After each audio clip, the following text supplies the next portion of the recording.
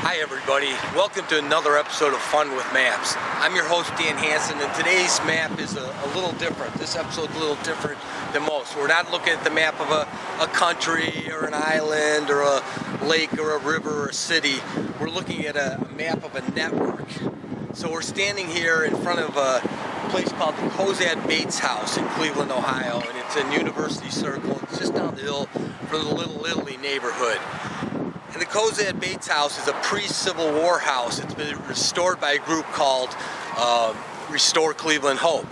And the Underground Railroad, as you know, when there was slavery in the United States, there was the groups in the North who formed this network, unofficial network that helped slaves, escaped slaves, get to the North and eventually Canada.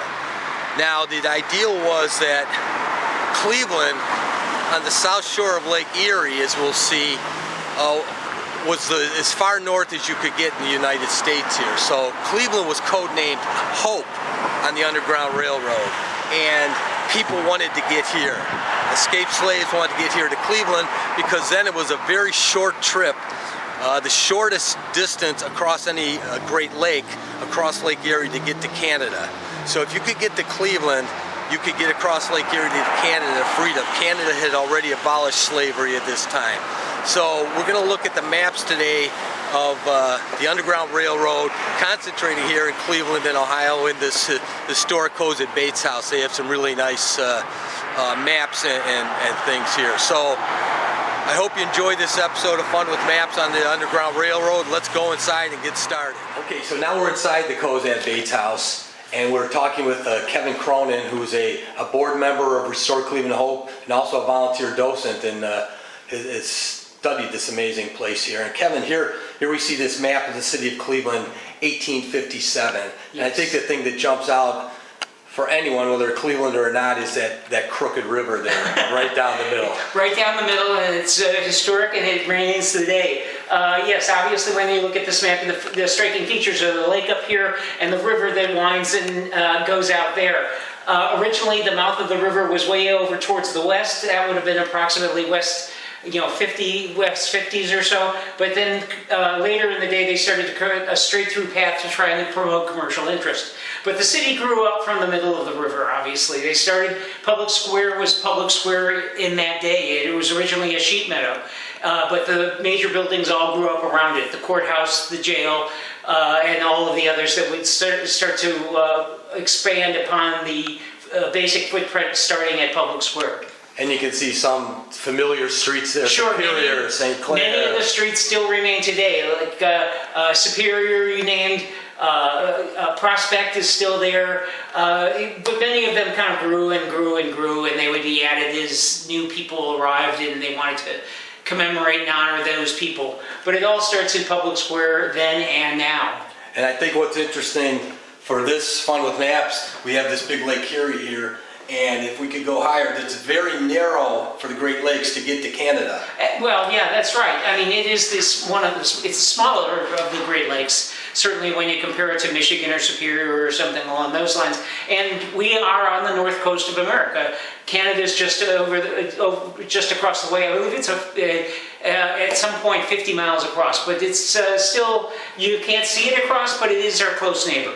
And Port Stanley, which was the destination of many of the fugitives, was called, while Cleveland was referred to as Hope, Port Stanley was called Praise the Lord. And while the distance from Hope to Praise the Lord was short, it was quite dangerous because people were patrolling on land and sea. Port Stanley is more or less above where Buffalo is, and then further east would be St. Catharines, which was also a major destination for those who were escaping slavery. Okay, then you can see here's a map of the Western Reserve, the Northwest Territory. You can see Lake Erie there, right, Kevin, and how thin it is. Right, so Lake Erie is a fairly thin, small lake compared to Huron and Superior and Michigan even, but it is, so it would be a close trip to get off to Canada and freedom, which was made a very attractive place, made Ohio a very attractive place. Not only were we just west of Virginia and just north of Kentucky, two of the larger slave states, that again also contributed to the tremendous pressure to come through Ohio. At one point, the Department of Interior said that there were more routes to Canada and freedom through Ohio than any other state in the Union. But this illustrates the issue quite clearly, is that the free states were coming in. They were northern territories. They had a different sort of ethos, different attitudes towards life than the southern states, and so that became another magnet for African Americans to move up. But even if they did, for the free African Americans in Ohio, it was not an easy life by no means. They were harsh conditions called the Black Code that operated in Ohio that made they would have to register if they wanted to work. They would have to get sponsored by white families in order to work. They would not be able to access the court if they were being cheated. And they would have to rely on white investigators to help make the case if they were being stolen from. So it was not an easy life by any means. But many of them came through and persevered. And for instance, one of the men here in our stories is John Brown, and a successful barber at Public Square. When he died, he was the richest African American in Ohio, with huge land holdings in Cleveland and Toledo. And his family, his children all graduated from Oberlin as strong academics and professionals. Well, let's look at Ohio a little more. It seems to be a real key part of the Underground Railroad. This is a fantastic map here. Sure.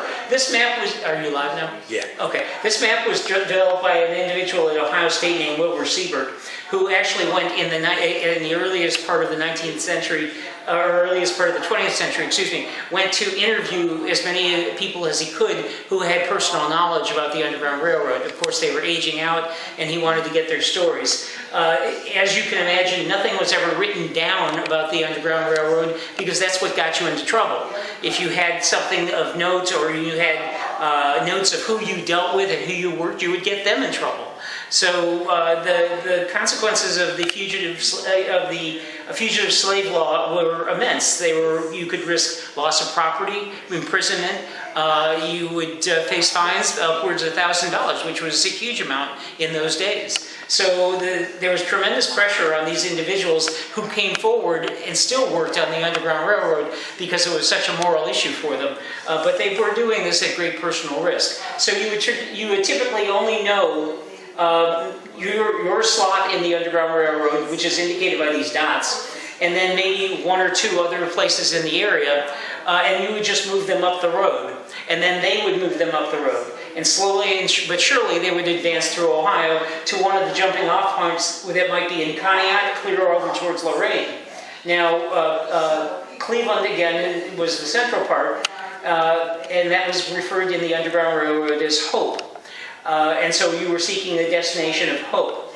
And Port Stanley, Canada, which was above Buffalo, was a destination in Canada called Praise the Lord. And while the distance from Hope to Praise the Lord might be short, it was fraught with danger because you had people patrolling the lake and land. But it's logical to see why there were so many routes through Ohio, and that is because of the pressure from our eastern neighbor, Virginia, and the pressure from our southern neighbor, Kentucky, two very, very large slave states that would then be routes to direct people towards freedom, again, through Ohio. But you have a number of places that were very important in the Underground Railroad. Oberlin, of course, had a very active community over here. Down here, closer into the Cincinnati area, you would find the town of Ripley, which is featured in Uncle Tom's Cabin. The story of the escaping fugitives that so alarmed the nation and caused Abraham Lincoln to get a little bit more active with these issues. Yeah, I would think that just the geography of this map, if you were a slave, an escaped slave, and you spent your whole life in Mississippi or Alabama or something, all of a sudden you come up to the snow belt here, and you're in Ashtabula and Cleveland and Buffalo. It's very different from the area you were coming from. Yes, that's correct. And certainly that's part of the pressure here. As they were escaping, they had maybe a small bag or the clothes on their back, and they marched, and they came all the way and up through Ohio. They'd be surviving on things they found on the road, berries and fruit and whatnot. Occasionally they'd be invited in by supporters and abolitionists who would then give them a more comfortable place to rest and a more wholesome meal. But again, the challenges for the families and the individuals that were fleeing from for freedom were immense. Now, Ohio has this network in Kentucky and Virginia. These are slave states and all. How far south was the Underground Railroad? That's part of the problem is we really do not know. There were certainly allies spread throughout these areas, and obviously our guess obviously would be that there were fewer and fewer the more south you went. So more of these fugitives would be really on their own, and they might know from stories or individuals. Obviously, people are more familiar with the story of Harriet Tubman, who might help guide people back. But again, they would rely on these sorts of stories to build that sort of opportunity. But often they really just left, in the dead of night immediately to avoid, harshness for other families that they were leaving behind, other people. And it was the struggle from the start. Those who were captured and brought back suffered grievously as an example for running and to discourage others from running. So there were numerous challenges going along the way.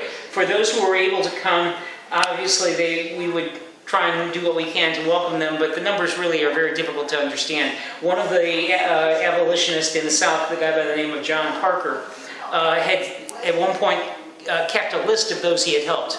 And he had a numbered list in the 800s, but he realized at one point that the list in the book he kept that information in was dangerous. So he was a metalsmith, and so he threw it in his forge and he burned it. And those records disappeared. But that was probably an important step for the safety of all those other individuals. Okay, I see this picture on the wall here of a church spire here in Cleveland. That's right. Tell us about St. John's here. This is St. John's Church on the west side. You'll find that not far from the West Side Market, roughly Church Avenue and West 28th Street. It is as I understand, it's the first church in one of the first churches in Cleveland. And imagine also the surrounding areas of the time, both here in around the Cosette Bates House, but then around there, is heavily wooded. I mean, we're not talking about major cities and things along those lines. So going from that church to the river would be cutting through woods and harsh land and things like that. But again, the destination might be getting down to Public Square, finding John Brown, who's the barber, in a hotel in Public Square on Seneca Street at the time, now known as West 3rd. And he would take responsibility of getting somebody from his hotel out to the Cuyahoga River onto a boat that would then shuttle that person out to larger boats in Canada, larger boats moored on Lake Erie that would then make the trip to Canada.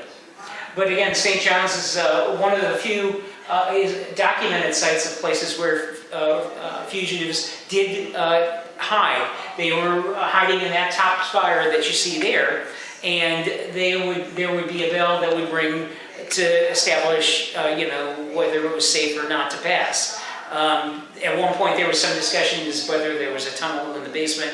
That story seems to have been debunked as not true or not accurate. But again, leaving that church into the woods is you would find a lot of protected territory to be able to find your way then down to the Cuyahoga River. We have this large map on the wall here of Cleveland at about what time? This would be in the 19th century, and then on through the late 18th century on through the 19th century. This would be the operative map that would be in place for those who were fleeing fugitives and some of the individuals and stories that would be around to be able to help them. We focus on the Ford family and the Cosette family here, obviously, because it's the area. They are native to the area around here, and that's the story.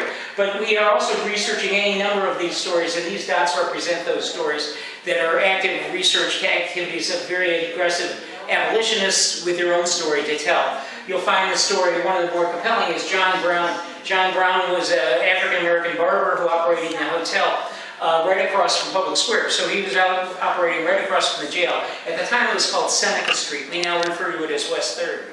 But there were maybe 7 African-American barbers operating in Cleveland, and they had a rough network of cooperating together to help fugitives and help them find safety. But John Brown's role would be to hide them in the hotel until it was safe to go. And then he would take them out the back to the Cuyahoga River and on a riverboat, and then out to the lake where they would find a larger boat that would, a steamer that would take them off to Canada. You would find a lake captain who was either sympathetic, or you would give him a few bucks, or somehow he would just look the other way. But that would be kind of a process. But there are any number of great stories that we're working on, and we loved it, and we will continue to do that. One of my favorites is Justin Holland. Justin Holland was an African-American musician. He was a guitarist, and he taught music.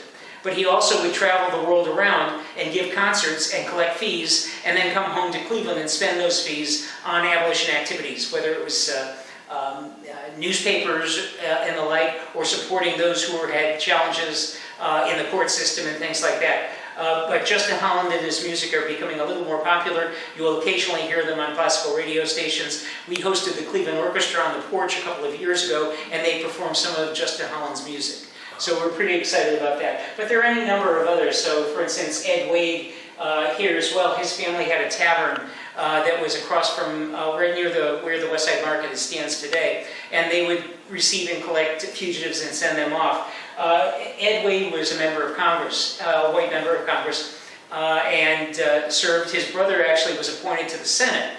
And so they were a fairly political and connected family, but they would receive fugitives, hide them in their home, and then usher them down to the docks. Ed Wade, for instance, was not just an abolitionist. He was, years ahead of everybody. He was also an advocate for the right of vote for women, and that, of course, didn't happen for a number of years afterwards. Not a relative of Jephthah Wade. No, not related. Okay. No, I should make that clear. He's not related to the Wade family that is such big proponents of the art at the Cleveland Art Museum. Okay.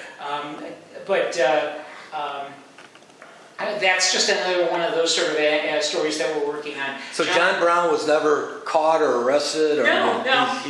He seemed like the barbershops then, and it's amazing. He was operating right across from the jails. But then barbershops then and now are places where people go and talk. So he would go and he would hear, from politicians and they would talk, and he would hear from slave catchers and they would talk. I mean, there's a story of him shaving and cutting the hair of some Tennessee slave catchers who told them what they were looking for and what they were doing.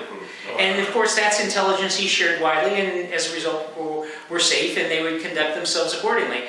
There was a story that he gave to the Ford family, actually, when they tried to move a family of fugitives through this route, and he told Cyrus Ford's son that there were too many slave catchers running around at this time, but if they came back 3 days later, he would have it all clear and they'd be able to go. And they went down 3 days later, and they were ushered off to Canada. I mentioned some of the other stories that we're always working on. One of them is also a favorite of ours, John Malvin. Actually, the street next door to the Cosette Bates house is named in his honor. Oh. But John Malvin did a great number of things. He's got documented stories of helping fugitives down in Cincinnati get off, escape from the slave block and coming up towards Canada. He was a self-taught man. He became a riverboat captain at one point, and all sorts of other things. And he came up in Cleveland and was able to make a living. And so he actually worked with a number of groups of people to actually create the first schools for black children. 10 years before council ever started, they were doing it just by giving money out of their own pocket, maybe $25 a month or something like that, to somebody. And it was a model that was replicated around the state, with Columbus and Cincinnati and others adopting similar sorts of things and having a statewide network of education for African American youth. He also was very active, trying to recruit soldiers for the Civil War, but they were not accepted in Ohio, and they had to fight alongside a Massachusetts company. But there were a number of strong contributions by African Americans from the Cleveland area during the Civil War. Oh, yes, Catherine. Catherine, I know you're originally from Oklahoma, right? Yeah, my family is. Your family. So Absolutely. we have these maps here, and it's documented to a certain extent because you couldn't document it, as Kevin said, because people didn't want to write things down. It was dangerous. Right. Was there much? Do you know of much activity that was documented in the South, Oklahoma, Texas, in those areas? Well, as many people may remember, Oklahoma did not become a state until 1907. That was Indian Territory. That was the area where Juneteenth, which we now recognize here in Ohio, was most elaborately celebrated, Texas and Oklahoma. That they were late to receive the news that slaves had been freed. But it was not, Oklahoma was, for black people, relatively independent. And for that reason, you had a very thriving black community that became known as Black Wall Street, for example, where there was quite a bit of wealth accumulated in the black community.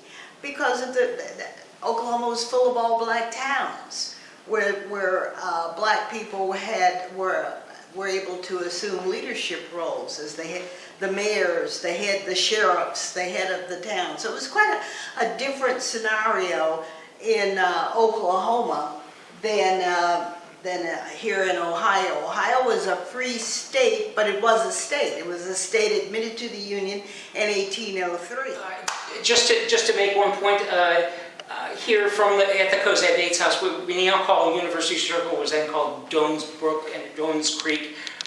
Doanes Corners, various different names, East Cleveland, after the earliest of settlers. But one of the reasons why this was a very attractive place, we're slightly elevated, so you would be able to see the neighborhoods around and whether somebody was, slave catchers were trying or patrolling the neighborhood. But also we're next to the Doane Creek, which was heavily wooded, and it was a straight route to the lake. So either going downtown to John Brown and the Barber, and then off that route, or heading down to the lake directly to find a boat that was left by some abolitionist and then to head back out to some of those larger boats moored in the lake were perfectly valid and frequent routes towards safety. It's some of the unique geography of this area that helped move and make it an attractive place. So obviously this was a very different fun with maps because, for one thing, the map wasn't really a map because they couldn't keep a map because it was dangerous. So they had to have little segments where you knew, okay, we have a safe place here, and 10 miles north we have a safe place there, but there was no one big map. We see some of that drawn now in that Ohio map and others, but so this map was fluid and secret and very different. Obviously we could talk about the Underground Railroad for hours and hours, but I think you get an idea from the maps here of what was going on, and I'm fortunate to be here in Cleveland where we have this great resource here. So until next time, I'm your host, Dan Hansen. Keep on having